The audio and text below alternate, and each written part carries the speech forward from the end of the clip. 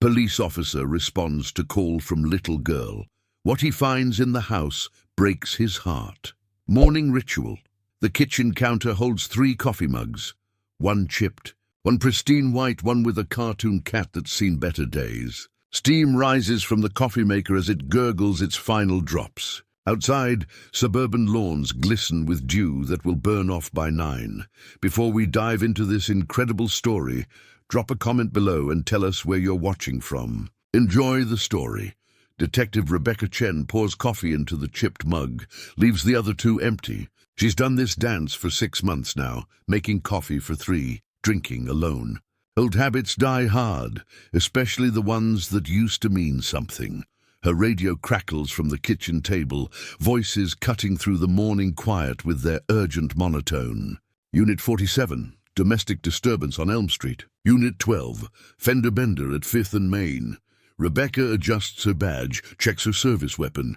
12 years on the force, and she still gets that flutter in her stomach before each shift. Not fear, anticipation. Like standing at the edge of a diving board, never knowing if the water below will be calm or choppy. The phone rings. Rebecca lets it go to voicemail, already knowing it's her sister asking about Thanksgiving plans she hasn't made yet. Some conversations can wait. She grabs her keys, leaves the 2 empty mugs on the counter like monuments to people who used to live here. The call center. Linda Morrison's headset sits crooked on her grey hair. The foam padding, compressed from 15 years of emergency calls. Coffee rings stain her desk calendar.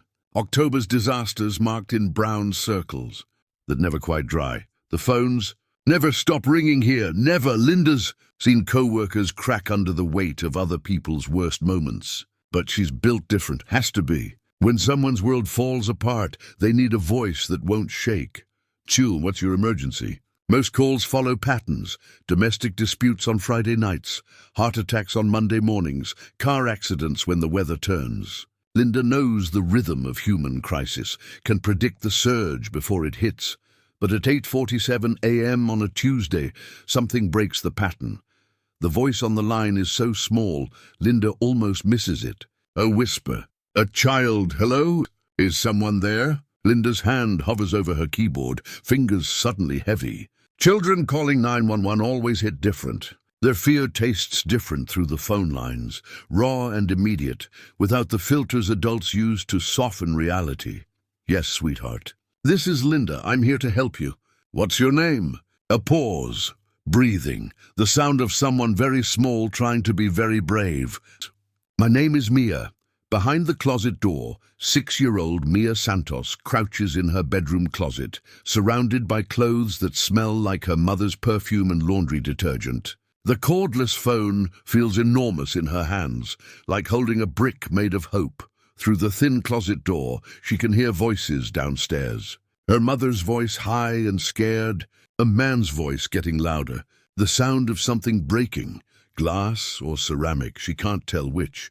Mia learned to hide when the voices got angry, learned which floorboards creak and which doors close silently, learned that sometimes grown-ups need time to remember how to use their inside voices. But today feels different. Today, her mother made a sound Mia had never heard before, like a hurt animal, and then everything went quiet in a way that made Mia's stomach twist. Linda. Mia whispers into the phone. I think someone hurt my mama. On the other end of the line, Linda's training kicks in. Trace the call. Dispatch units. Keep the child calm. But her heart does something it's not supposed to do. It breaks a little. Mia, honey, you're being very brave right now. Can you tell me where you are in your house? I'm hiding in Mama's closet. The bad man doesn't know I'm here. Linda's fingers fly across her keyboard. Address located 247 Maple Ridge Drive. Units dispatched. ETA 3 minutes. Mia, I'm sending help right now. Can you stay on the phone with me? Through the closet door, Mia hears footsteps on the stairs. Heavy boots. Angry feet. He breathes. He's coming upstairs.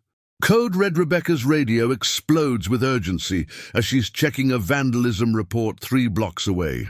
The dispatcher's voice carries weight, the kind that makes veteran cops drop everything and hit the sirens. All units. Priority domestic at 247 Maple Ridge Drive. Child on scene, possible hostage situation. Requesting immediate backup. Rebecca's patrol car takes the corner fast enough to make the tires complain. Maple Ridge Drive. She knows this neighborhood. Quiet streets where people jog with their dogs and kids ride bikes without helmets. The kind of place where 911 calls usually mean medical emergencies or false alarms. But the radio traffic tells a different story. Linda Morrison's voice tense and controlled. Child is hiding, suspect on scene, mother unresponsive. Rebecca's hands tighten on the steering wheel. 12 years of police work and domestic violence calls with children involved still make her chest constrict. Some things never get easier, never should. Maple Ridge Drive appears ahead, a modest 2-story house with blue shutters and a small front garden. From the outside it looks peaceful, normal, but Rebecca's learned that horror hides behind ordinary facades more often than people want to believe. She parks 2 houses down, scanning for other units. Backup should arrive in 90 seconds, but 90 seconds can be forever when a child is in danger. Through her earpiece, Linda's voice continues, "Mia, are you still with me, sweetheart?" The response comes as a whisper. "I'm here, but I can't talk loud." He's in Mama's room now. Rebecca checks her weapon, calls for an ambulance, and makes a decision that goes against every tactical manual she's ever read. She approaches the house alone. Entry point. The front door stands ajar, not wide open, but enough to see darkness beyond the threshold. Rebecca tests each step on the front porch. Remembering her training, assume the worst, hope for the best. Never give up the element of surprise. Inside, she can hear Linda's voice through someone's phone speaker, tinny and distant. "Mia, the police officer is at your house now. Her name is Detective Chen, and she's going to help you and your mama." Rebecca follows the sound toward the staircase. The living room shows signs of a struggle. Overturned coffee table, scattered magazines, a lamp lying on its side with its shade crumpled like a broken umbrella. But no people. No voices except Linda's patient coaching through the phone. "Mia, can you hear footsteps downstairs?" "That's Detective Chen. She's one of the good guys." Rebecca speaks softly into her radio. "Unit 23 inside the residence. Evidence of struggle in living area." Proceeding to second floor. The stairs creak under her weight no matter how carefully she steps. Old houses keep their own secrets, but they also betray every movement. If someone's up there, they know she's coming. At the top of the stairs, 3 doors, 1 closed, 2 open. From behind the closed door comes the sound of a child's muffled voice. "She's coming upstairs now. Linda, the nice lady police officer." But from one of the open doors comes something else, a low groan. The sound of someone in pain trying not to make noise. Rebecca has to choose, find the child first or find the injured person. In training scenarios, the answer is clear.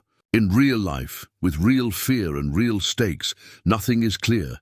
She heads toward the groan. The bedroom Carmen Santos lies on the bedroom floor, conscious but barely. Blood from her nose has dried in dark trails down her cheek, and her left eye is already swelling shut. She's maybe 30, with dark hair that's escaped from its ponytail to frame a face that should be beautiful, but is now marked by violence. Rebecca kneels beside her, checking for serious injuries while scanning the room for threats. "Ma'am, I'm Detective Chen. Help is coming. Can you tell me where he is?" Carmen's voice comes out as a croak. "Gone! He left when he heard the sirens." "Who did this?" "What's his name?" Miguel Torres. He's Mia's father." The words hit Rebecca like cold water. Domestic violence is complicated enough without custody battles and parental rights tangled into the mess. This isn't just assault. It's a family destroyed from the inside. From down the hall, Mia's voice carries clearly now. "Linda, I can hear talking. Is Mama okay?" Rebecca speaks into her radio. "Need immediate medical response, 2nd floor bedroom. Victim conscious and responsive. Suspect fled scene." Carmen grabs Rebecca's wrist with surprising strength. "Don't let him take her, please. He said if I called the police, he'd take Mia and I'd never see her again. Ma'am, he's not taking anyone anywhere." You and Mia are safe now. But even as Rebecca says the words, she knows they're not entirely true. Safety is relative when the threat comes from inside the family. Court orders and restraining orders are just pieces of paper when someone decides laws don't apply to them. Down the hall, behind the closet door, a 6-year-old girl waits for the world to make sense again. First contact. The closet door opens slowly, and Mia peers out like a small animal checking for predators. Rebecca sits cross-legged on the bedroom floor, making herself as small and unthreatening as possible. Hi, Mia. I'm Rebecca. You did something very brave today. Mia clutches a stuffed elephant that's seen better days, one ear chewed, the other missing entirely. Her dark eyes are wide and alert, taking in every detail of this stranger who's supposed to make everything okay. Is Mama really okay? I heard her crying, and then it got quiet, and quiet is sometimes worse than loud. The observation stops Rebecca cold. 6 years old, and Mia already understands that silence can mean danger. That's not knowledge any child should have, but here they are. Your mama is hurt, but she's going to be fine. The doctors are coming to help her feel better, and the bad man, Miguel, he's gone. He can't hurt you or your mama anymore today. Mia considers this carefully, the way children do when they're trying to make sense of adult chaos. But what about tomorrow? What about next week? Rebecca doesn't have an answer that won't sound like a lie. Instead, she extends her hand. Right now, let's focus on today. Would you like to come see your mama? Mia takes her hand. Her palm is sweaty and small, but her grip is firm, determined. As they walk down the hall together, Rebecca realizes she's not just holding the hand of a victim, she's holding the hand of a survivor. The paramedics are already working on Carmen when they reach the bedroom. She's sitting up now, ice pack on her eye. But she smiles when she sees Mia. There's my brave girl. Mia runs to her mother, but stops short of hugging her, instinctively knowing that hurt people need gentle touches. Instead, she places her stuffed elephant in Carmen's lap. Mr. Peanuts will help you feel better. He's very good at making OEs go away. And for the first time since Rebecca arrived at this house, something feels hopeful. Questions. Without easy answers, the hospital waiting room smells like disinfectant and anxiety. Rebecca sits with Mia while Carmen gets x-rays and stitches, watching this 6-year-old color in a book with fierce concentration. Like staying inside the lines might somehow keep her world from falling apart. Detective Chen. Mia doesn't look up from her crayon work. When my daddy gets angry, it's like he becomes a different person. A scary person. Is that normal? Rebecca sets down her coffee, hospital vending machine swill that tastes like regret. How do you explain domestic violence to a child?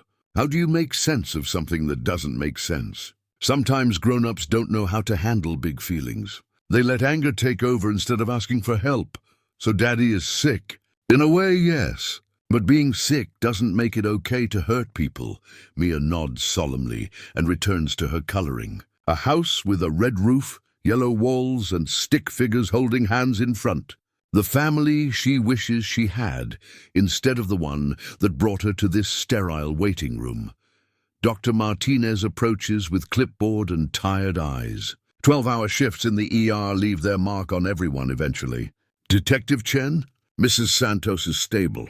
No fractures, but significant soft tissue damage. She'll need to stay overnight for observation. Can I see Mama now? Mia asks, already standing and gathering her crayons. Of course, sweetheart. She's been asking for you. As they walk down the corridor, Mia slips her hand back into Rebecca's. Will you stay with us tonight? I don't want Mama to be alone if the scary daddy comes back. Rebecca's radio crackles with another call. Armed robbery across town. Immediate response needed. The rest of the world doesn't stop spinning just because one family needs healing. But sometimes priorities have to shift. Let me see what I can arrange. Rebecca tells Mia, and means it. The Search Miguel Torres apartment sits above a laundromat on the east side of town, where the rent is cheap and the neighbors mind their own business. Rebecca and her partner, Detective James Walsh, climb the external stairs. Noting the broken railing and the windows covered with newspapers, record shows he's unemployed. 2 previous domestic violence charges that were dropped, James reads from his tablet. Carmen Santos filed a restraining order 6 months ago, but it expired last week. Rebecca tries the door, unlocked. Inside, the apartment tells a story of a man whose life has been circling the drain for a while. Empty beer bottles line the kitchen counter, unpaid bills cover the coffee table, and a mattress on the floor serves as the only furniture in the bedroom. But Miguel Torres is nowhere to be found. "Clothes are gone from the closet," James calls from the bedroom. "Looks like he packed light and left fast." Rebecca examines the kitchen table, where a custody agreement sits half-finished. Legal language that might as well be written in ancient Greek for all the good it does anyone. Miguel was trying to get joint custody of Mia. Maybe that's what set him off, the realization that courts don't look favorably on men with violence in their history. On the refrigerator, held up by a magnet shaped like a beer bottle, is a school photo of Mia, 1st grade, gap-toothed smile, holding up a drawing of a butterfly. The innocence in that picture contrasts sharply with the chaos of this apartment. "Found something," James says, holding up a crumpled piece of paper. It's a bus schedule with today's date circled and Phoenix highlighted in yellow marker. "He's running," Rebecca says. "Question is, how far does he think he can get before we catch up?" Outside, a siren wails past, ambulance, police, or fire, impossible to tell. The city's emergency responders chasing someone else's crisis, while this one spreads like ripples in a pond. Miguel Torres is 12 hours ahead of them and 3 states away by now. But running only works if you never plan to come back, and men like Miguel always come back.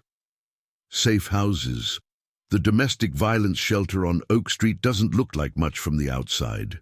Deliberately. No signs, no identifying marks, just another building in a row of others. Anonymity is the first line of defense when you're hiding from someone who knows where you live. Rebecca helps Carmen and Mia carry their belongings inside. 2 suitcases, a box of Mia's toys, and a garbage bag full of clothes grabbed hastily from their house while crime scene photographers documented the damage. "It's temporary," Carmen keeps saying, as much to herself as to Mia. "Just until we figure things out." But Mia seems almost excited by the adventure. To her, this is like staying in a very plain hotel where other families have had similar adventures. She doesn't fully grasp that they're here because home isn't safe anymore. Sarah Fletcher, the shelter coordinator, has that particular combination of warmth and steel that comes from years of helping women rebuild their lives. "We have a room ready for you. It's small, but it's yours for as long as you need it. The room contains 2 twin beds, a dresser, and a window that looks out onto a playground where other children are already making friends. Institutional but clean. Safe but temporary. Can I go play outside?" Mia asks, already eyeing the swings visible through the window. "After we get settled," Carmen says. "And you stay where I can see you." Rebecca watches the interaction, noting how trauma changes everything. Even simple decisions, like letting your child play outside, become loaded with fear and calculation.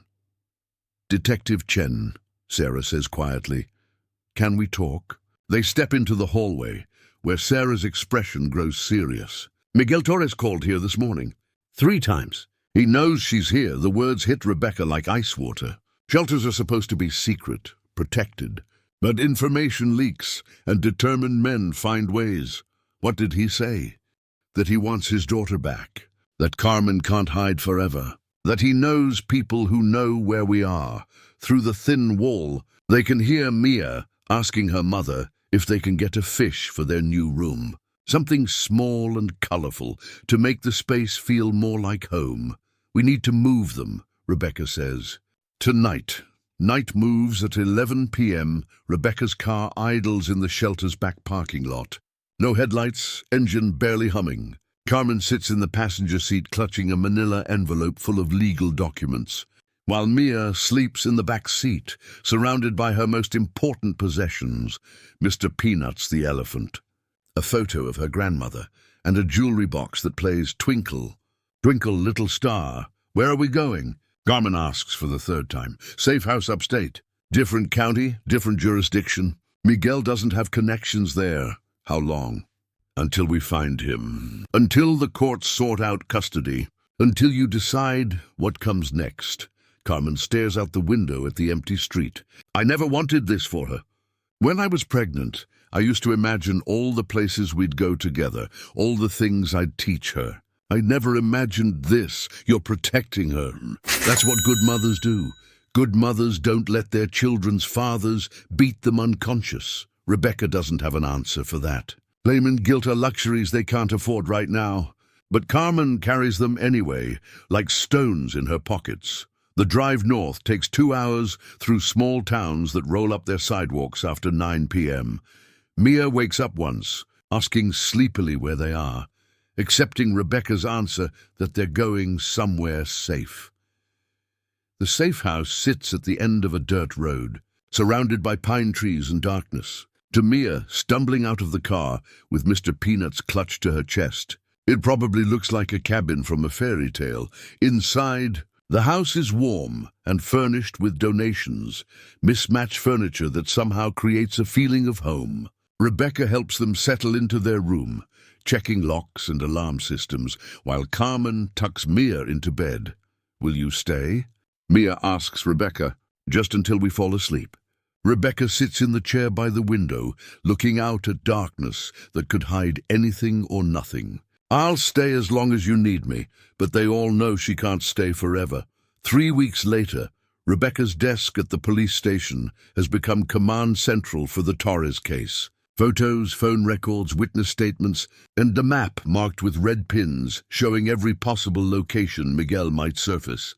So far, nothing. Bus ticket to Phoenix was a decoy, Detective Walsh reports, dropping another file on the pile. He got off in Tucson, paid cash for everything after that. Trail goes cold. What about family? Friends? His mother lives in San Antonio, claims she hasn't heard from him. Ex-girlfriend in Dallas said he showed up drunk 3 nights ago. She threw him out. Could be our guy, could be someone else entirely. Rebecca studies the map. Red pins scattered across 4 states like a rash. Miguel Torres has become a ghost, and ghosts are hard to catch. Her phone rings. Carmen's voice sounds tired but stable. Mia started school here yesterday. She likes her teacher, made a friend already. She's adapting. How are you holding up? Some days are better than others. The nightmares are getting less frequent, but I keep looking over my shoulder, you know? Waiting for him to appear. Rebecca knows. She's been looking over her own shoulder for 3 weeks, expecting Miguel to surface like a piece of debris from a sunken ship. Any news? Carmen asks. We're following leads. I'll call you the minute we have something concrete. After hanging up, Rebecca stares at the case files spread across her desk. Somewhere out there, Miguel Torres is planning his next move. The question is whether they'll find him before he finds his way back to Mia and Carmen. Outside her office window, the city goes about its business, people heading to lunch, construction workers taking their smoke breaks, life continuing its normal rhythm. But for some families, normal doesn't exist anymore. Unexpected contact. The call comes at 6:47 a.m. on a Thursday, jarring Rebecca awake from dreams she won't remember. The voice on the phone is one she recognizes, but hasn't heard in 3 weeks. Detective Chen. This is Linda Morrison, 911 dispatch. I think you need to hear something. Linda plays the recording while Rebecca sits on the edge of her bed, still in yesterday's clothes from falling asleep at her desk. Her man's voice, slurred with alcohol or exhaustion. I want to talk to my daughter. I know you people are hiding her from me. I'm her father. I have rights. Sir, this is emergency services. If you'd like to discuss custody arrangements, don't give me that legal bullshit. I know where she is. I know Carmen thinks she can hide forever. Tell them I'm coming home. The line goes dead. Rebecca checks the timestamp. 2:17 a.m. 4 hours ago. Did you trace it? Payphone outside a truck stop in Bakersfield. But detective, there's something else. He called back 20 minutes later. Different tone almost. Apologetic. The second recording plays. Miguel's voice clearer now, desperate. I didn't mean to scare her. I love my little girl. I love them both. I never meant for any of this to happen. Rebecca's already reaching for her car keys. Bakersfield is 8 hours away, but 8 hours ago means Miguel could be anywhere by now. Send the recordings to my email. And Linda? Good catch. Detective? He sounded broken, like someone who's hit bottom and doesn't know how to climb back up. Rebecca knows the type. Men who destroy everything they care about and then can't understand why it's gone. Miguel Torres isn't just dangerous because he's violent. He's dangerous because he's desperate, and desperate people do unpredictable things. The teacher's perspective, Mia's new teacher, Mrs. Rodriguez, has 23 years of experience reading children's faces. She can spot the kids who didn't eat breakfast, who stayed up too late, who carry secrets too heavy for small shoulders. Mia Santos carries secrets. She's bright, Mrs. Rodriguez tells Rebecca during their phone call. Reads above grade level, gets along well with others. But she startles easily. Loud noises, unexpected movements. She goes very still, very alert.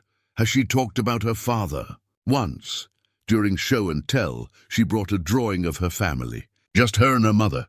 When I asked about her father, she said he was on a trip to learn how to be nice again. Rebecca closes her eyes. 6 years old, and Mia is already making excuses for the adults who should be protecting her. How is she adjusting otherwise? She's made friends with Emma Chen, no relation to you, I assume, and she loves the reading corner. But, Detective, there's something else. Yesterday she asked me, what happens to children when their parents can't take care of them anymore?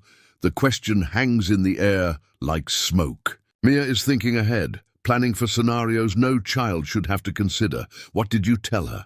That there are always adults who care about children's safety.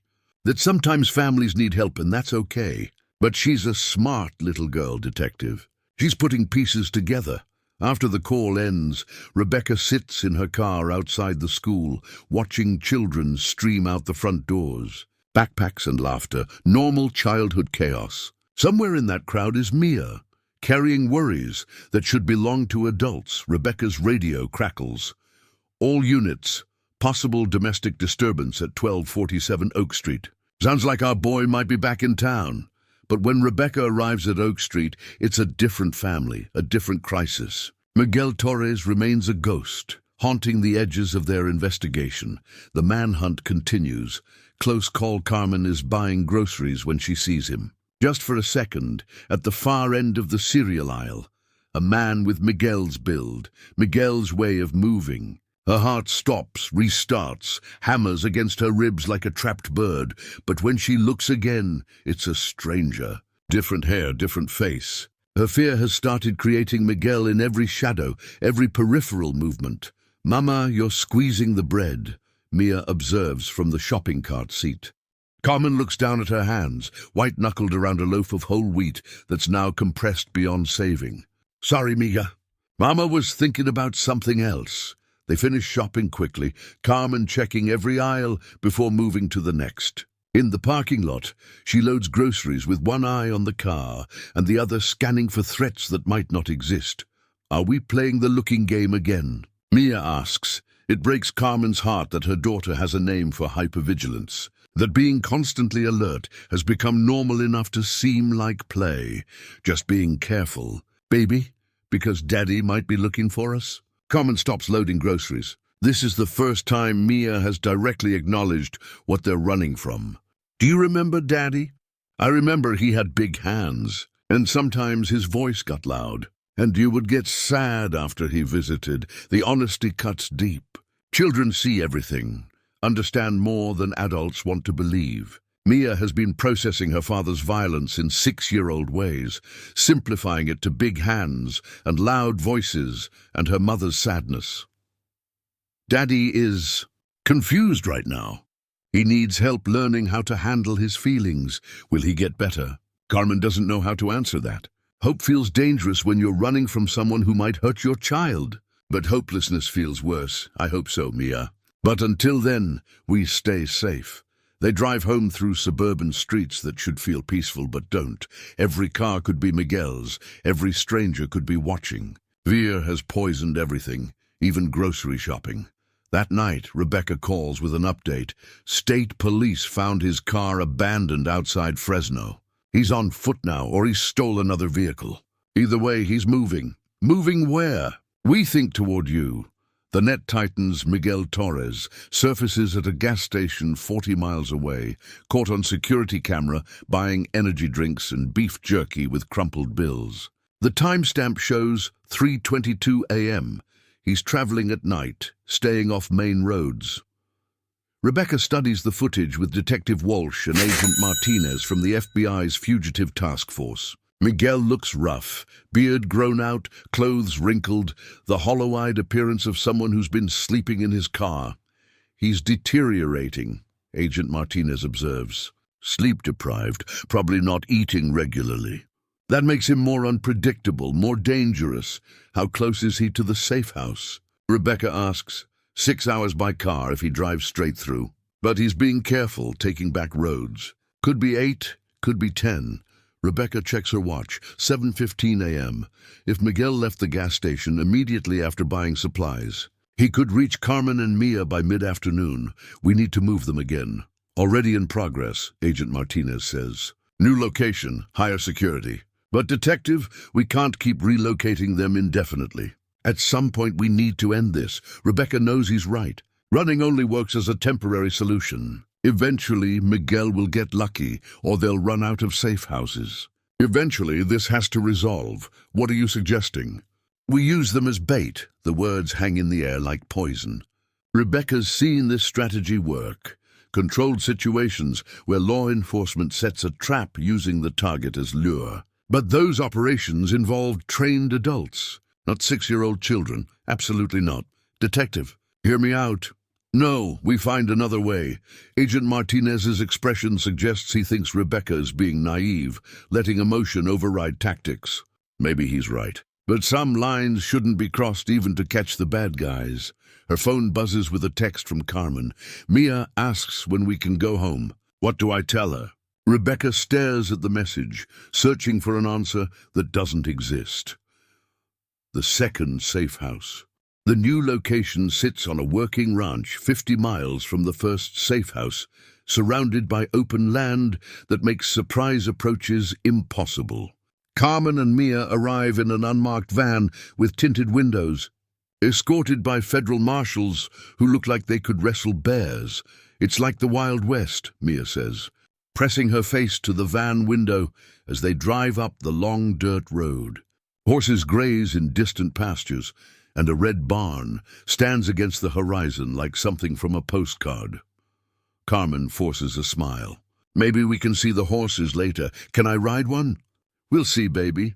The ranch house is larger than the previous safe house, with thick walls and security cameras hidden among the eaves.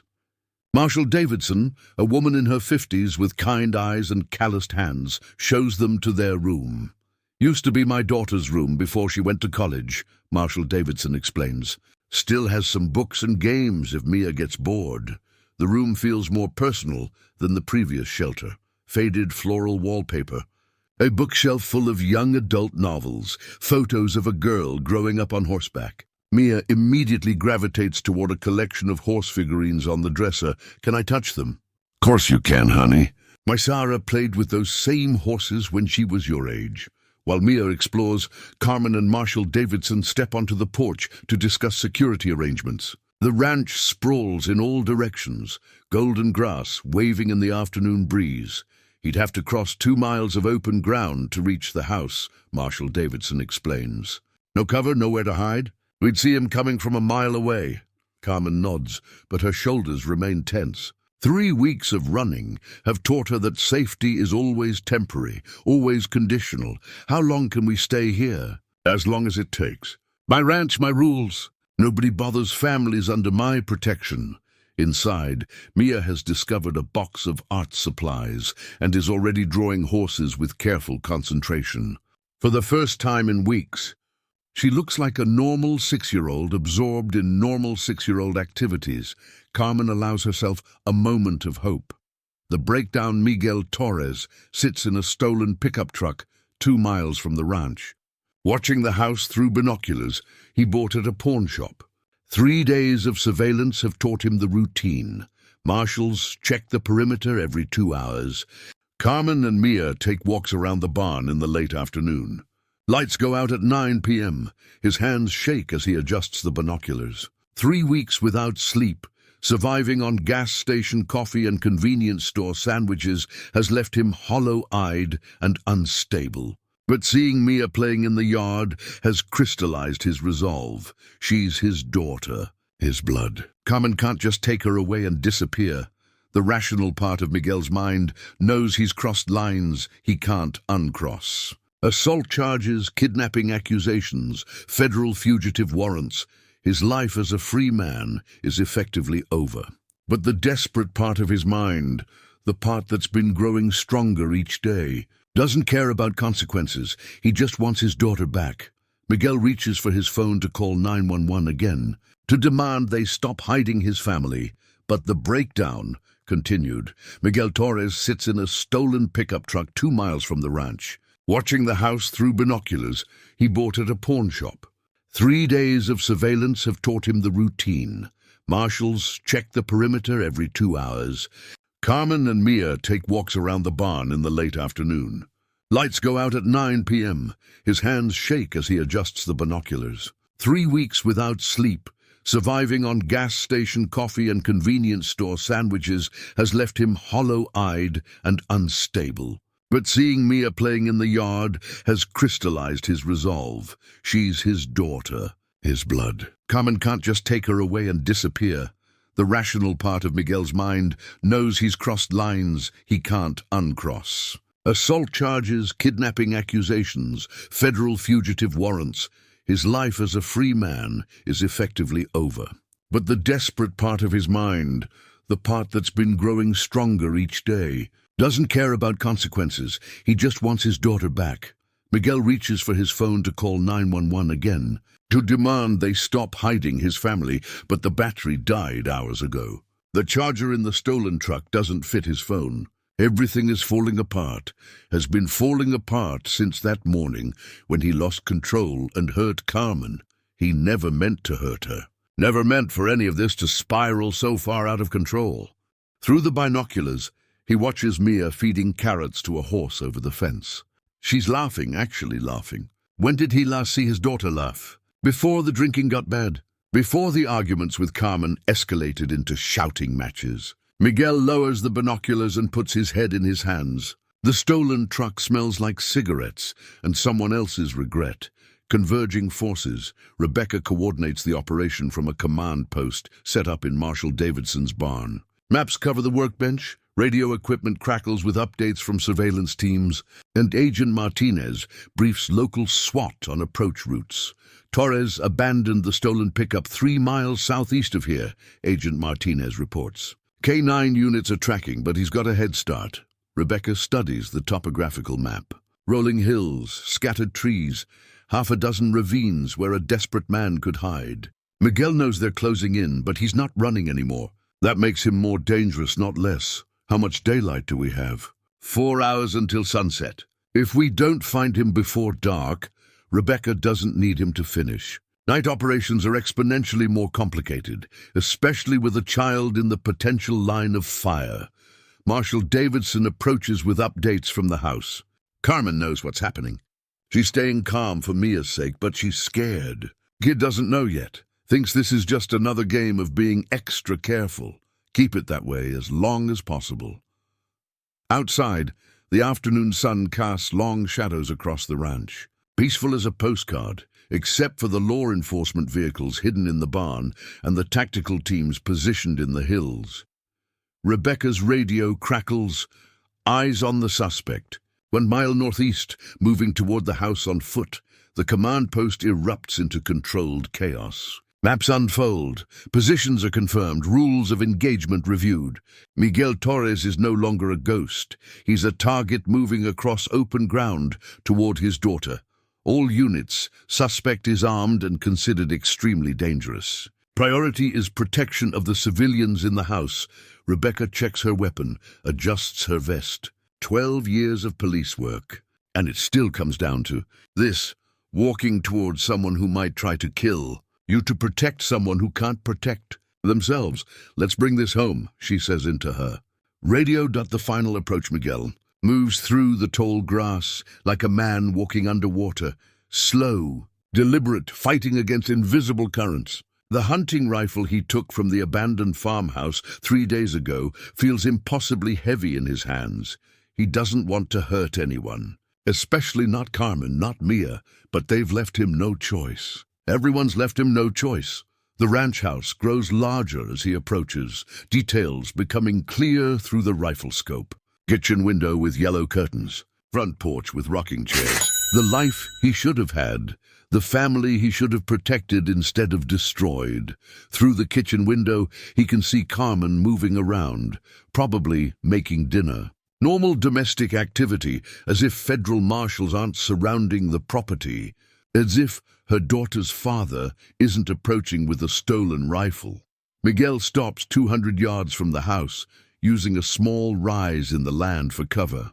From here, he can see everything: the front door, the windows, the barn where backup is probably hidden. His phone finally has signal. Miguel dials 911, knowing they'll trace the call, knowing it doesn't matter anymore. 911, what's your emergency? This is Miguel Torres. I want to talk to my daughter. The dispatcher's voice changes, becomes more alert. Sir, I need you to put Carmen on the phone now, or I start shooting. Inside the command post, Rebecca listens to the call being patched through. Miguel's voice sounds hollow, desperate. A man at the end of his rope making threats he might or might not carry out. He's 200 yards northeast, comes the report from surveillance. As the house in his sights, Rebecca makes a decision that goes against protocol, against common sense, against everything her training tells her to do. Patch me through to him. Desperate negotiations. Rebecca's voice comes through Miguel's phone with surprising clarity. He expected hostility, demands for surrender. Instead, she sounds almost understanding. Miguel, this is Detective Chen. I'm the one who responded when Carmen was hurt. I met Mia that day. You're the one who took them away from me. I'm the one who made sure they were safe. There's a difference. Miguel adjusts his position behind the rise, keeping the rifle trained on the house while trying to process this conversation. He expected tactical commands, not dialogue. I just want to see my daughter. That's all I've ever wanted. Miguel, you beat Carmen unconscious. She had to go to the hospital. I know what I did. You think I don't regret it every goddamn day? The anguish in his voice is real, raw. Rebecca can hear the breakdown happening in real time. 3 weeks of running, no sleep, living on adrenaline and desperation, finally catching up. So, what's the plan here, Miguel? You shoot your way into the house, terrify your daughter, make her watch her father get killed by police? I'm not going to hurt her. I would never hurt Mia, but you'll hurt the people protecting her? You'll traumatize her by turning this into a war zone? Through the rifle scope, Miguel can see movement in the kitchen window. Carmen probably listening to this conversation, probably terrified. Behind her, barely visible, a small figure with dark hair, Mia, his daughter, who used to climb into his lap to watch cartoons, who called him Daddy with such pure trust it made his chest ache. Let me talk to her, just for a minute. Let me explain. Explain what, Miguel? That Daddy hurt Mommy? That Daddy had to run away because he couldn't control his anger? What explanation makes sense to a 6-year-old? The words hit like physical blows.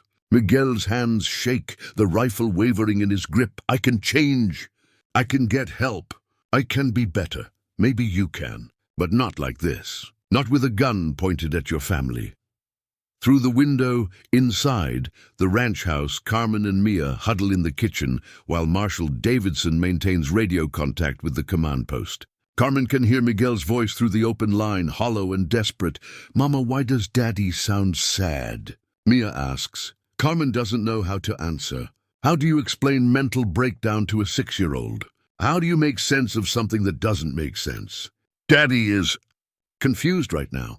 He's having trouble with his feelings, like when I get mad and can't use my words. The comparison breaks Carmen's heart. Yes, exactly like that, except Miguel is 32 years old and carrying a rifle instead of throwing a tantrum. Something like that. Baby. Through the kitchen window, Carmen can see the small rise where Miguel is hidden. 200 yards of open ground between her daughter and a man who used to kiss Mia goodnight, who used to read her stories, who used to be someone she could trust. Marshal Davidson speaks quietly into her radio. Suspect is still in position. No movement toward the house. Negotiation ongoing. Can I talk to Daddy? Mia asks suddenly. Carmen's blood turns to ice. No, baby. Not right now, but he sounds lonely. When I'm lonely, I feel better when people talk to me. 6-year-old logic. Pure, simple, devastating in its clarity. Mia doesn't understand that sometimes lonely people become dangerous people, that love and violence can exist in the same heart. Maybe later, Mija. Right now, we need to let the grown-ups talk. But Mia is already moving toward the phone Marshal Davidson has set on the counter. The open line that connects them to Miguel's breakdown 200 yards away. Carmen lunges forward, but she's too late. Daddy, Mia's voice carries across the line. Daddy, it's me. The silence that follows lasts forever. A child's voice. Miguel lowers the rifle when he hears Mia's voice. For a moment, everything else disappears. The police surrounding him, the federal charges, the spiral of violence that brought him to this hill with a stolen gun. Mia, baby girl, is that really you? Yes, Daddy. Mama says you're confused about your feelings. Through the phone, her voice sounds exactly the same as it did 3 weeks ago, before everything fell apart. Clear and sweet and utterly trusting. I am confused, baby. I made some really bad choices and now I don't know how to fix them. When I make bad choices, I have to say sorry and try to do better. 6-year-old wisdom. Miguel's eyes fill with tears he didn't know he still had left to cry.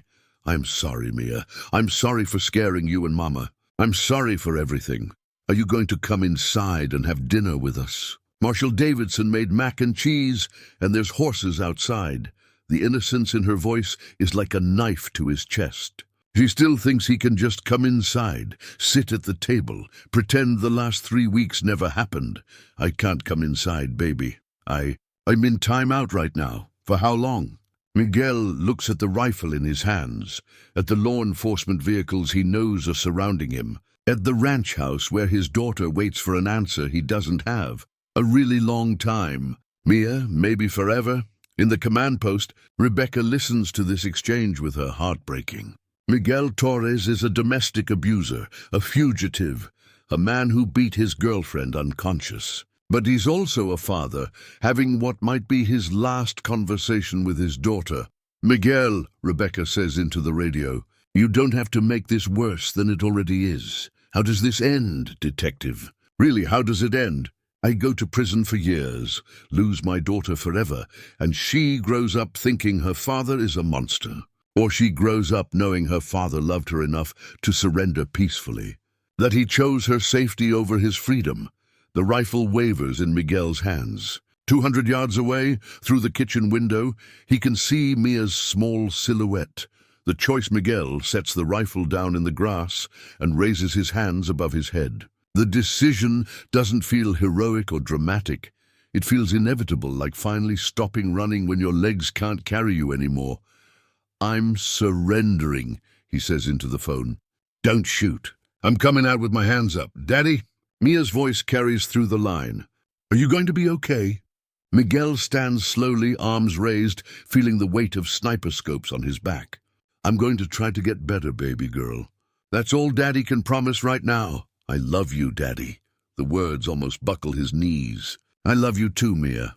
More than all the stars in the sky. Tactical officers emerge from positions Miguel never knew they occupied, moving toward him with practiced efficiency. He doesn't resist when they tackle him to the ground, when the handcuffs click into place. When they rid him rights, he already knows he's forfeited. From the ranch house porch, Rebecca watches the arrest through binoculars. Miguel Torres looks smaller, handcuffed, less threatening. Just a broken man who lost control of his life and hurt the people he loved most. Is it over? Marshal Davidson asks. The immediate threat is over. But for that family, this is just the beginning of a very long road. Inside the house, Carmen holds Mia as they watch police cars drive away with Miguel in the back seat. Mia waves at the car until it disappears over the hill. When will Daddy come back? Carmen doesn't know how to answer. Maybe never. Maybe someday, when he's learned to handle his anger, when he's served his time, when Mia is old enough to decide for herself. Not for a long time, baby. But we're safe now. For the first time in 3 weeks, Carmen believes her own words. 6 months later, Rebecca visits Carmen and Mia in their new apartment across town. It's small but bright, with pictures Mia drew covering the refrigerator and plants on the windowsill that Carmen tends like fragile hopes. Mia is 7 now, first grade successfully completed.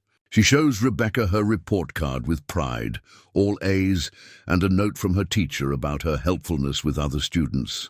I help the kids who look scared, Mia explains. I tell them that teachers are safe grown-ups and that being scared is okay, but you don't have to stay scared forever. Carmen smiles, but Rebecca can see the weight she still carries. Single motherhood was hard enough before federal protection and witness testimony. Now it feels overwhelming some days. How are you holding up? Rebecca asks when Mia goes to her room to find more artwork to show off. Some days are better than others. The nightmares have mostly stopped. But I keep waiting for the phone to ring, you know? Expecting him to call from prison. Has he tried to contact you? Letters. I don't read them. The victim's advocate said I don't have to, that I can return them unopened. But sometimes I wonder, has he really changed? Is he getting help? Rebecca has read Miguel's prison files. Anger management classes, therapy sessions, a job in the prison library. The reports are cautiously optimistic, but emphasize that change takes time. The important thing is that you and Mia are safe. You're building a life on your own terms. Mia returns with a drawing of their apartment building, complete with the security system Carmen installed and the neighbor who walks his dog past their window every morning. This is our home, Mia announces. It's not as big as the old house, but it's safer. And Mama smiles more now. Children notice everything. They adapt, survive, find hope in the smallest improvements. I like your new home, Rebecca says. It feels peaceful. Daddy used to make everything feel loud, even when he wasn't talking, Mia says matter-of-factly. Now everything feels quiet in a good way. Rebecca hugs them both goodbye, promising to visit again soon. Some cases end with arrests and convictions. Others end with families learning to heal. This one might do both. Prison visit Miguel Torres sits across from his court-appointed therapist in a sterile room that smells like disinfectant and institutional food. He's lost weight, grown a beard, developed the 1,000-yard stare common among inmates who've had to adapt quickly to life behind bars.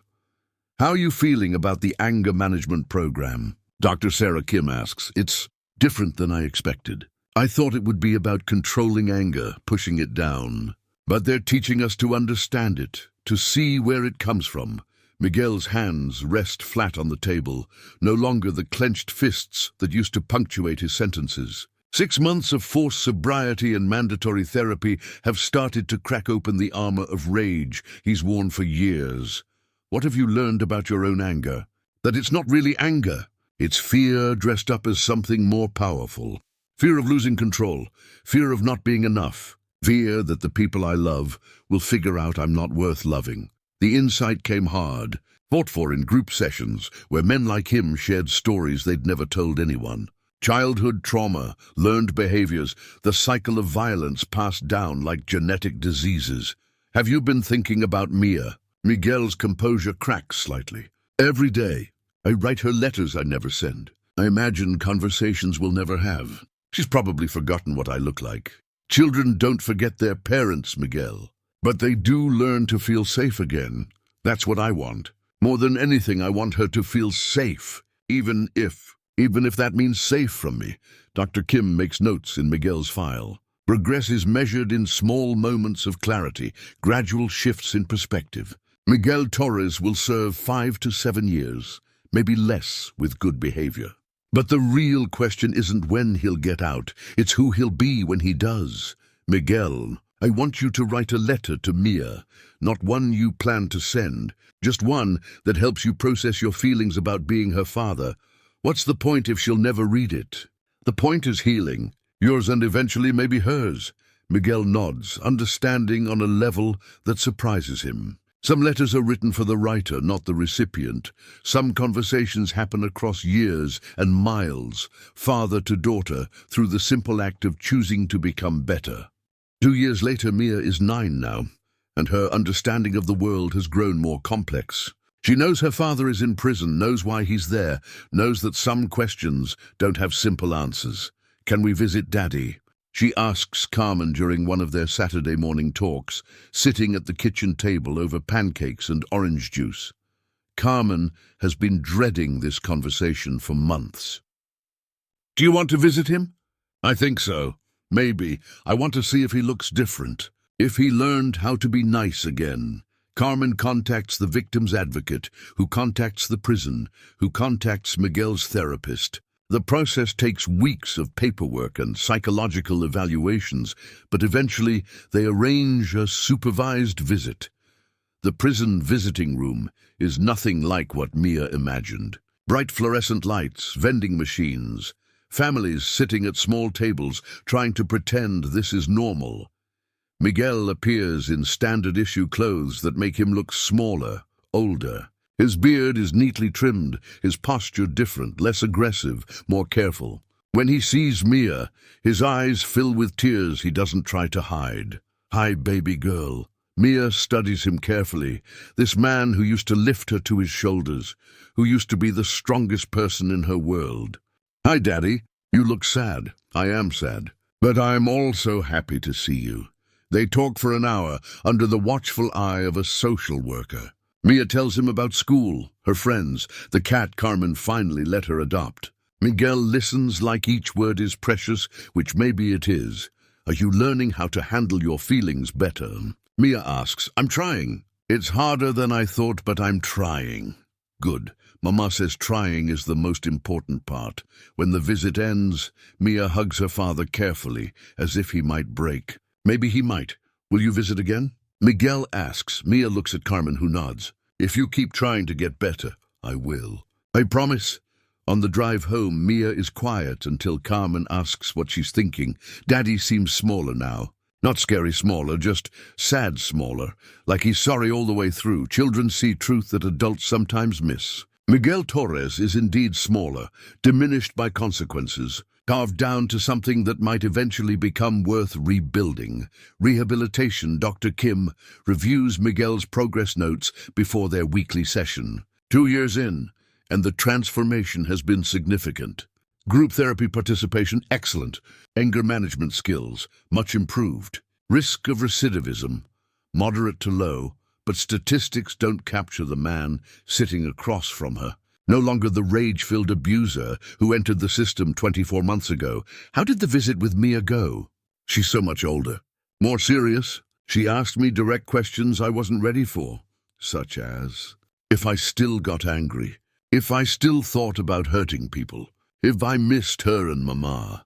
Miguel's vocabulary has expanded during his incarceration, not just bigger words, but emotional language he never learned as a child. He can identify triggers now, articulate feelings instead of acting them out. How did you answer her? Honestly, I told her I still get angry sometimes, but I've learned other ways to handle it. I told her I never want to hurt anyone again, and I told her I miss them both every single day. How did she respond? She said she was proud of me for learning new ways to feel things. 9 years old, and she's proud of her father for basic emotional development. The irony isn't lost on either of them. Miguel is learning skills that most people develop in childhood, guided by a daughter who's already more emotionally mature than he was when he went to prison. Miguel, I want to talk about your release plan. You'll be eligible for parole in 18 months. The mention of release creates anxiety Miguel has learned to recognize and address. I don't know if I'm ready for the outside world. In here, my choices are limited. Out there, you'll have the tools we've been building. And continued therapy, support groups, a parole officer. You won't be alone. What if I disappoint them again? What if I can't be the father Mia deserves? Then you keep trying. That's all any parent can do. Keep trying to be better than they were yesterday. Miguel nods, but the fear remains. Prison has been strangely comfortable, structured, predictable, with clear consequences for poor choices. Freedom will require him to be his own guard, his own conscience. The real test isn't how he behaves in a cell. It's how he behaves when no one is watching. The long road. Home 3.5 years after Miguel's arrest, Carmen gets a call from his parole officer. He's being released in 6 months, with strict conditions. Mandatory therapy, anger management maintenance. No contact with Carmen or Mia without court approval. Carmen hangs up and stares at the kitchen calendar. Mia is 10 now, in 5th grade, captain of the safety patrol at school. She's built a life that doesn't include fear, doesn't include checking locks twice and jumping at unexpected sounds. Was that about Daddy? Mia asks from the doorway, backpack still on from school. Carmen nods. He's getting out of prison soon. Is that good or bad? The question captures the complexity perfectly. I don't know yet, baby. What do you think? Mia considers this carefully. I think it's maybe both. Good because he's been trying to get better. But because we don't know if he really did get better, 10 years old. And Mia understands that change is possible, but not guaranteed. That people can learn, but also revert. That hope and caution can coexist. Would you like to see him when he gets out? In a safe place, with other people around. Like a test to see if he really learned how to be nice. Carmen calls the victim's advocate to discuss options. Supervised visitation at a family services center. Gradual increase in contact if Miguel demonstrates consistent behavior. Protection orders that remain in effect regardless of his rehabilitation efforts. The legal system has evolved too, learning from cases like theirs that domestic violence doesn't end with arrest and conviction. It ends with healing, accountability, and careful rebuilding of trust. Mama, Mia says that night as Carmen tucks her into bed. Do you think Daddy ever thinks about the good times? Like when we went to the zoo, or when he taught me to ride my bike? I think he probably does. I hope he remembers that he used to be nice sometimes. Maybe that will help him remember how to be nice again. Children forgive in ways adults struggle to understand. Not because they forget, but because they hope. Maybe hope is enough to build on, full circle 5 years after Mia's first 911 call.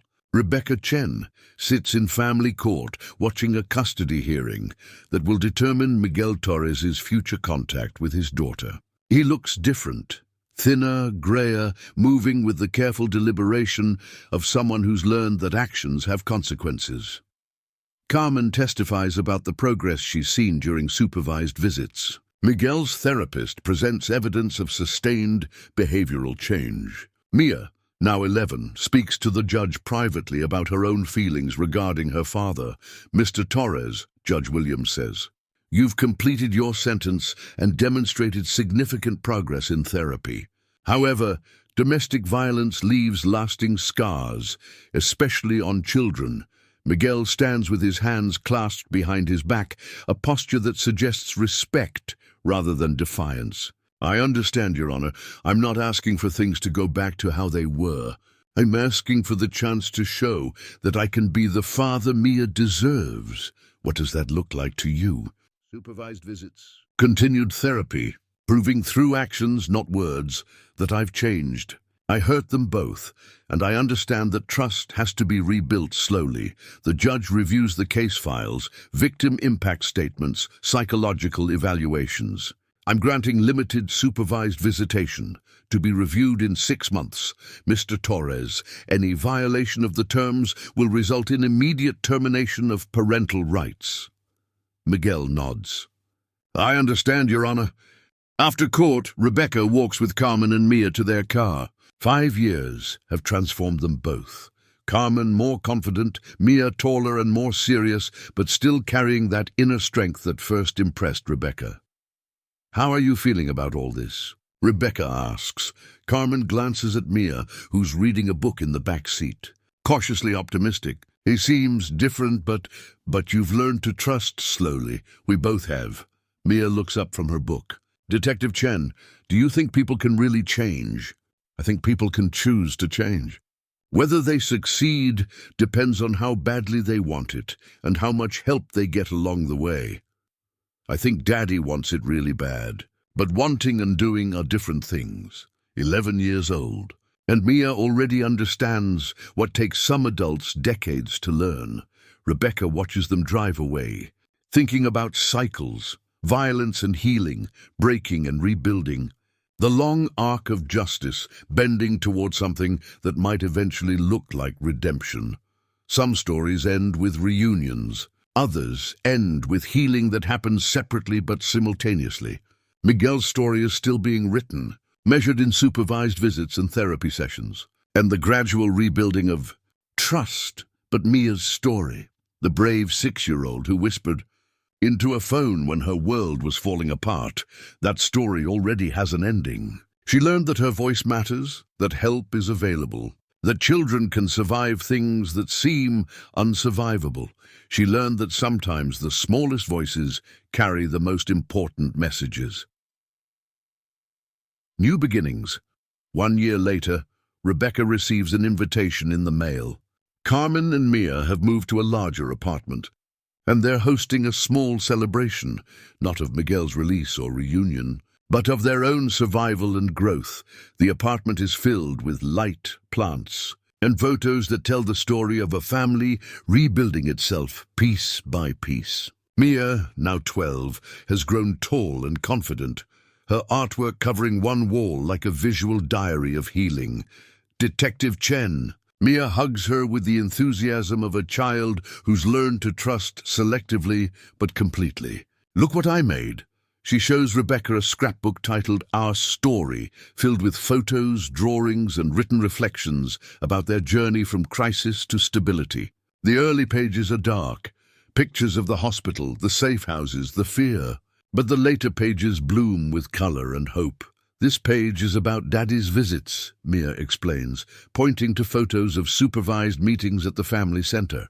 He's learning how to play games without getting frustrated. And look, he wrote me a letter apologizing for scaring me. Carmen joins them, carrying a tray of cookies that Mia insisted on making herself. She wanted to document everything. Says other kids need to know that scary things can get better. Are you thinking about writing a book? Rebecca asks Mia, maybe, or becoming a police officer like you, or a therapist like Dr. Kim, someone who helps families stay safe. The career aspirations have evolved, but the core remains. Mia wants to help others navigate the kind of crisis that once threatened to destroy her world. How are the visits with your father going? Good, mostly. He still gets sad sometimes, but he talks about his feelings instead of getting angry. And he listens when I talk about school and friends. Carmen adds quietly, the court is considering unsupervised visits in a few months. Short ones in public places. Miguel has been consistent for over a year now. How do you feel about that? Nervous, but also ready to try. Mia deserves the chance to know her father without fear. And he's earned the opportunity to prove he's changed. Through the window, they can see children playing in the courtyard below. Normal childhood activities in a place where Mia feels safe to be a normal child. You know what I've learned? Mia says, settling next to Rebecca on the couch. Bad things happen to lots of families, but that doesn't mean the families are broken forever. Sometimes they just need help putting the pieces back together differently. 12 years old. And Mia has become a philosopher of survival, a teacher of resilience. As Rebecca prepares to leave, Mia hands her a drawing, the apartment building where they now live. Surrounded by police cars, social workers, therapists, and friends. All the people who helped their family heal. This is for you, because you were the first person who made me feel safe again. Rebecca treasures the drawing, but more than that, she treasures the knowledge that Mia's story will inspire other children to find their voice when the world becomes frightening. Some 911 calls end with arrests. Others end with families learning to trust each other again. The best ones end with children who grow up knowing that help is always available, that voices matter, and that courage can be as simple as whispering into a phone when no one else is listening. Mia Santos learned all of that before her 7th birthday. Now she's teaching it to the world. The ripple effect 2 years later. Detective Rebecca Chen stands before a conference room full of law enforcement officers, social workers and victim advocates sharing the lessons learned from Mia's case. The presentation is titled, "When Children Call for Help, a Multi-Agency Approach to Family Crisis."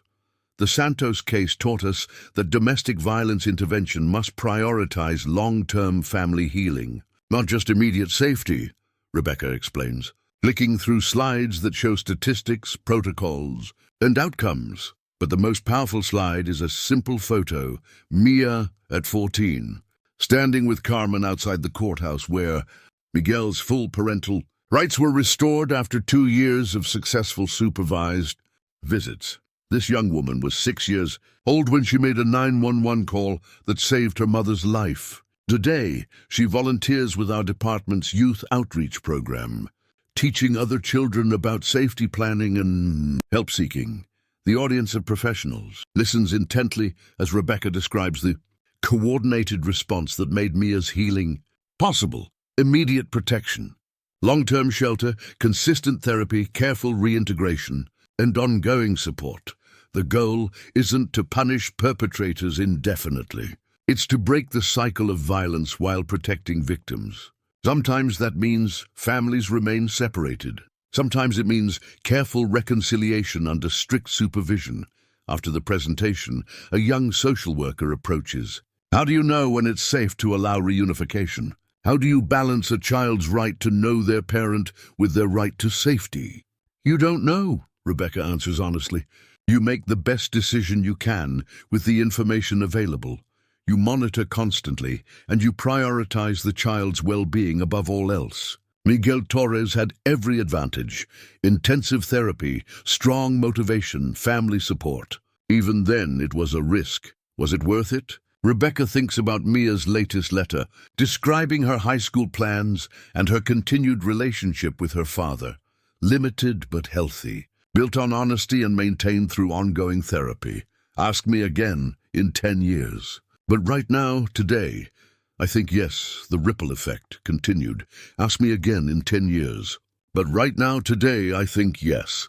Mia has her father back, but on terms that prioritize her safety.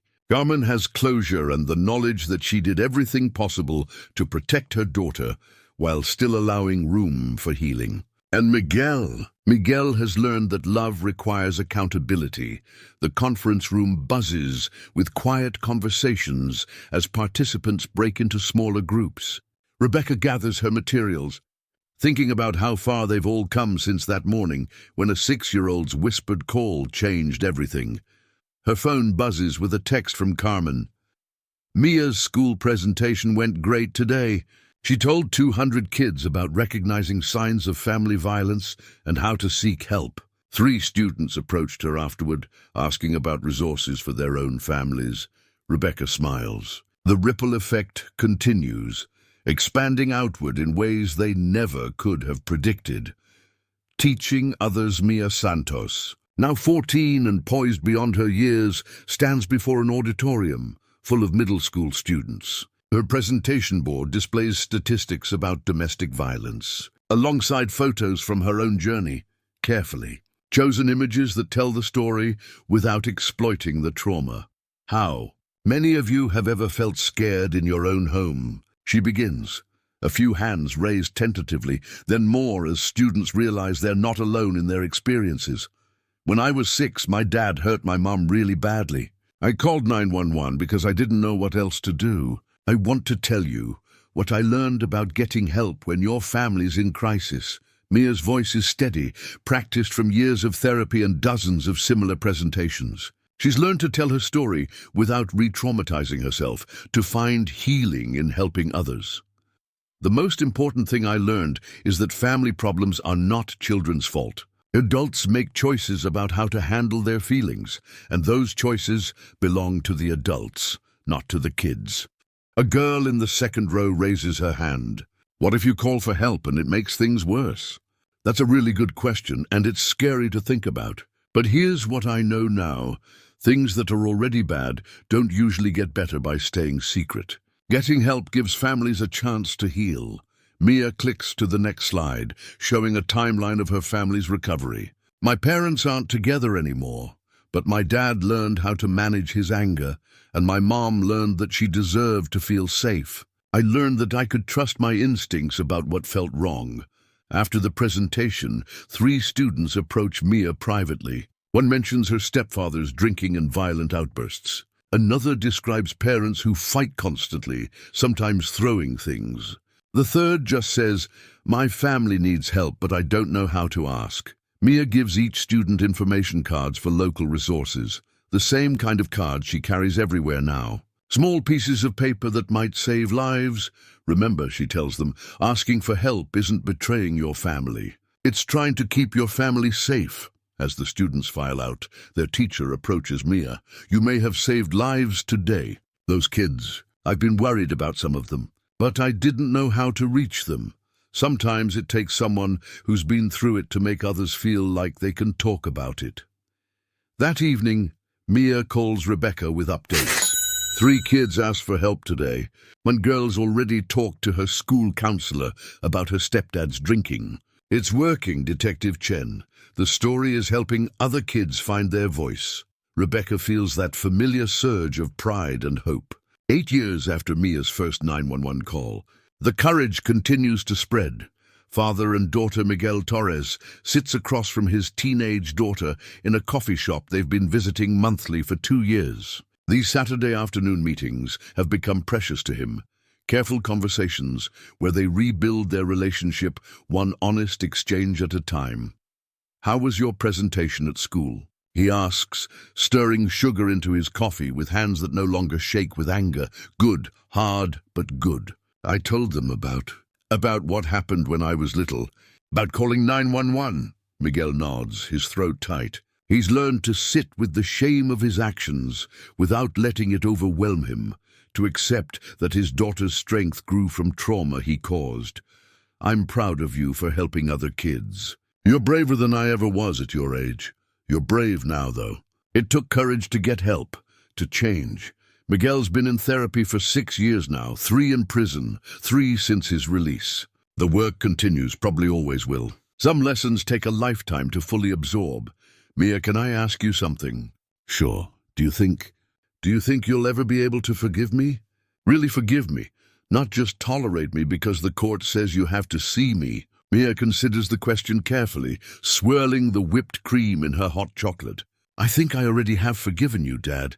But forgiveness doesn't mean forgetting, and it doesn't mean things go back to how they were before." "What does it mean?" "It means I believe you when you say you're sorry. It means I believe you're trying to be better. And it means I want to have a relationship with you, but a different kind than we had before." Miguel's eyes fill with tears he's learned not to hide. "What kind of relationship?" "An honest one, where we talk about feelings instead of pretending everything's fine. Where you keep going to therapy and I keep going to therapy. Where we both remember that love means keeping each other safe." The wisdom in his 14-year-old daughter's words humbles Miguel. She's teaching him how to be her father, setting boundaries he respects because he loves her enough to respect them. "I can do that," he says. "I want to do that. Good, because I missed having a dad, but I never want to be scared of you again." "You won't be. I promise." They sit in comfortable silence, watching through the coffee shop window as families walk by.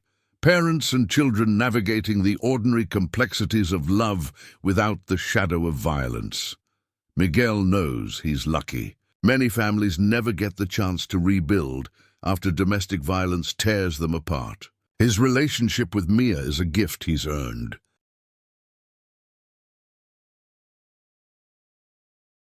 Through years of hard work, but it remains fragile, requiring constant care and attention. "Dad," Mia says as they prepare to leave. "Yeah? Thanks for becoming someone I can trust again." The words hit him like absolution he didn't know he needed. Legacy, 10 years after Mia's first 911 call.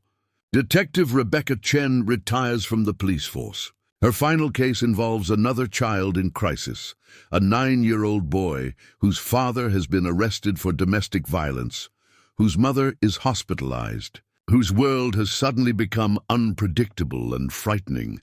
But this time, the response is different. Protocols developed from Mia's case ensure immediate trauma counseling, family preservation services when possible, and long-term support for healing. The boy won't fall through cracks that have been systematically sealed. At Rebecca's retirement party, Carmen and Mia present her with a scrapbook documenting the changes her work has helped create. New training programs for law enforcement, improved coordination between agencies, specialized courts for domestic violence cases. You saved more than just our family that day, Carmen tells the room full of Rebecca's colleagues. You changed how the system responds to families in crisis. Mia, now 16 and preparing for college, speaks last. Detective Chen taught me that police officers aren't just there to arrest bad people. They're there to help good people stay safe. Because of her, I learned that my voice mattered, that help was available, that courage could be as simple as picking up a phone. What are your plans for college? Someone asks. Criminal justice and psychology double major. I want to work with families like mine. Families where love and violence got tangled up together and need help sorting out the difference. Rebecca feels the deep satisfaction that comes from knowing your work will continue long after you've stepped away. Mia will carry forward the lessons learned in crisis, will help other families navigate the long road from trauma to healing. Any advice for those of us still on the job? A young officer asks. Rebecca thinks about all the calls she's answered, all the families she's helped, all the children who've shown courage beyond their years. Remember that every voice matters, especially the smallest ones. Children see things adults miss, feel things adults have learned to ignore. When a child tells you something's wrong, believe them. And remember that ending violence isn't just about arrests, it's about healing. As the party winds down, Mia approaches Rebecca privately. I want you to know that you didn't just save my life that day. You taught me how to save others. You taught yourself. Mia, I just answered the phone. You answered when it mattered most. Outside, the city continues its rhythm. Families going home to dinner, children playing in yards.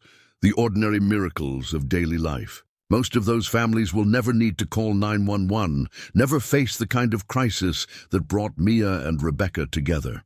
But for those who do, the system is better prepared now. Protocols exist, resources are available, and somewhere, a teenage girl who once whispered desperately into a phone is studying to become the next generation of helpers. The call that began with fear has become a legacy of hope. Some stories end with justice, others end with healing. The best ones end with the knowledge that courage is contagious, that one voice speaking truth can inspire countless others to find their own strength. Mia Santos learned that lesson before her 7th birthday. Now she's teaching it to the world. One family at a time. The end.